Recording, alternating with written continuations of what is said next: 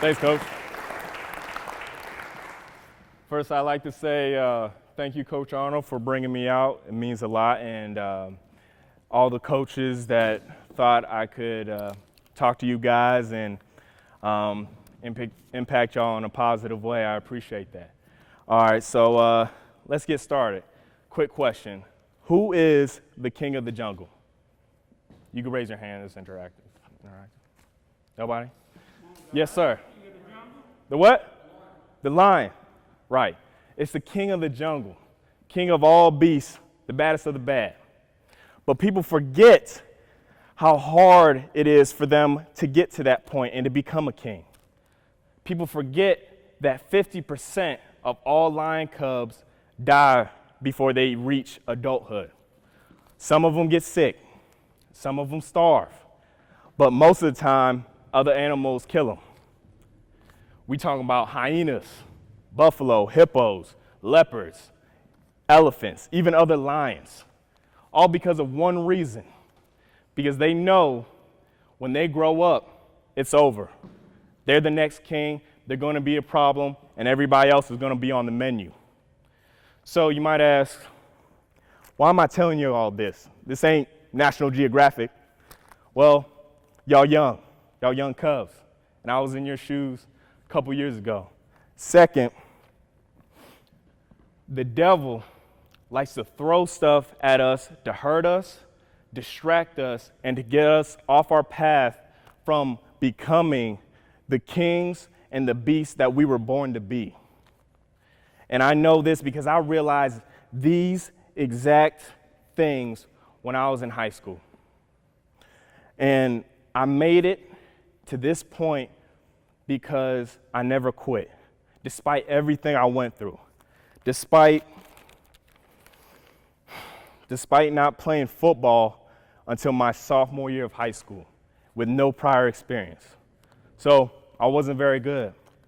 Like Coach Arnold said, I didn't know what I was doing half the time when I started out.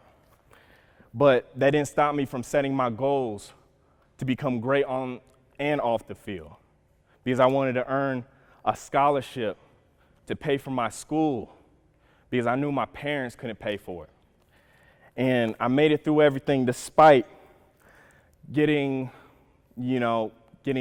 looked over or feeling like that, because I didn't play until the later part of my junior year, and I didn't even start till my senior year. So it was a long time that I didn't even touch the field, really. Also, I was bullied all throughout high school up until my junior year, whether it was by teammates, other people. I always got, you suck, you can't do it, you're soft, why are you here, get out, all that from everybody. And despite all the injuries that I sustained, because I was hurt every year in high school. Sophomore year, torn rotator cuff. I couldn't put my arm out to here. As hard as I tried, took a while to heal. Junior year, somebody rolled on the back of my right leg, dislocated my kneecap, injured my Achilles tendon. The summer before my senior year, I took a helmet from a teammate right to the side of my left knee. You could hear the sound of the bones moving in that instance. But I didn't blow my knee out. I sprained my MCL very bad, and I sustained a very bad bone bruise on the top of my shin. And just remember that for further instances. And I fought through all these devices that were meant for me to stop and to quit on my dream and becoming a great player, as well as a scholarship guy and moving on to the next level. Because I didn't listen to the people that said I couldn't. I didn't believe in what they said, and I didn't think that it was over every time I got injured. Because I believed in myself. I focused on my goals each and every day. And I wrote them all down too. I gave some to coach, wrote them on my locker, had some in my Bible. And I outworked everybody, at least I like to think, every day.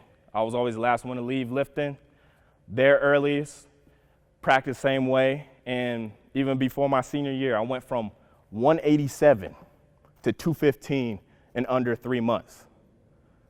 Pure muscle. I gained a lot.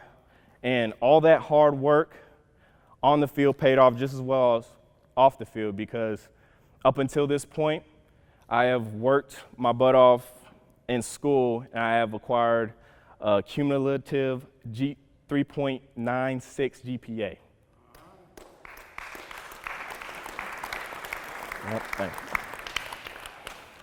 And it all paid off because in just one season, my senior year, I became a starter for once. I became all conference at defensive end, where prior to that, I didn't play varsity at. So this is my first year playing defensive end. Made all conference, and I'm pretty sure I led the team in sacks that year, or if not, I was pretty close. I did? Okay. So, and before this point, I had no offers. No coaches were looking at me. Everybody was walking on by, talking to everybody else. But after my season, 1 year, I had 3 to 4 offers from Division II schools, Division I schools offering me full rides. And I picked Ashland University. And I was already eligible, had good grades, didn't get in trouble, and I could play. You know, I showed I can play, so I was that package because of all the work I put in. But when I went to Ashland, it was a whole new game. It was good. I was my first year, I was part of a team that won the conference title of the GLIAC, which is the all-around toughest D2 conference in the nation. But that same camp, I had this kneecap dislocated again from a teammate falling into my leg. And I had to fight through that adversity even though I was out for 8 weeks. So I didn't come back till the end of the season. And then my sophomore year, my bone bruise from my previous injury in high school developed to the point where I couldn't walk without it hurting. And then my PCL ligament was torn and strained. I had to sit out the last month of my sophomore season. And then in the spring, you know, I had a chance to compete for the starting spot finally. And just when I was getting good, it was in a scrimmage. I was having a pretty good day. One of my teammates fell into my knee. It went from this way to this. It went backwards. Ended up getting fractures on my tibia, tearing my PCL, but luckily I didn't have to have surgery. So I had to rehab all summer, couldn't run because of doctor's orders. I had to heal up. And I still had a small chance to compete for the starting spot at defensive end for Ashland. Had to get in shape at the same time too. And it was hard, but coaches, they made a different decision, and I ended up breaking my wrist as well. And it was the first surgery I had to get related to football. And it was hard, guys. And just when I thought that I was finally getting it and I finally was going to accomplish one of my goals of becoming a collegiate starter, it vanished. You know, even though before I broke my wrist, I was dominating our offensive line every day, and I was manhandling our all-conference starting left tackle every day. He hated going up against me. There was no smack talk with him. It was a tough journey, but I realized I couldn't accomplish what I wanted to do at Ashland at that point. I set out and I wanted to do certain things like become a team captain, sack leader, starter, All-American, and I couldn't do that at Ashland, so I decided to transfer mid-year. And talked to my coach, Coach Owens, with the reputation I built at Ashland. With my transfer, he said it was hard to let me go, and that he said from himself that he would make any recommendation to any college that I wanted to go to if I needed it. And Coach Arnold gave the recommendation for me to Coach Karras to go to Mount Union, which is the most winningest football program in the United States. They have 13 national titles. Even though they're a small school, they know how to win. So I chose Mount Union, and now I have the opportunity to accomplish what I've set out to do all those years ago. All my personal football goals, all my personal academic goals, all my personal just life goals. So you might be wondering, why am I telling you all this? You know, what's the point? It's when you get hit with adversity and you have all those naysayers and hyenas laughing at you when you tell them what you want to do with your life, or you have all these obstacles and bad things stomping on you, and you thinking that you can't do it. Just know that you can do it, no matter what.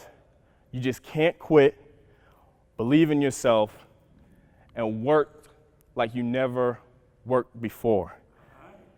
Because especially with all these things going on with COVID, with racial profiling and all the injustices, and even with all of our personal lives and all the hardships we have to go through, whether it's poverty, neglect, abuse, everything under the sun, we have to get through it to get to where we want to be at. Because you have to know that it's a price to pay to be king. So use everything that try to kill your dreams, stop your momentum, that hurts you, and try to bury you for fuel to get that crown in this jungle we call life. Because you can do it. Because I know that I did it, and if I can do it, you definitely can do it. Thank you.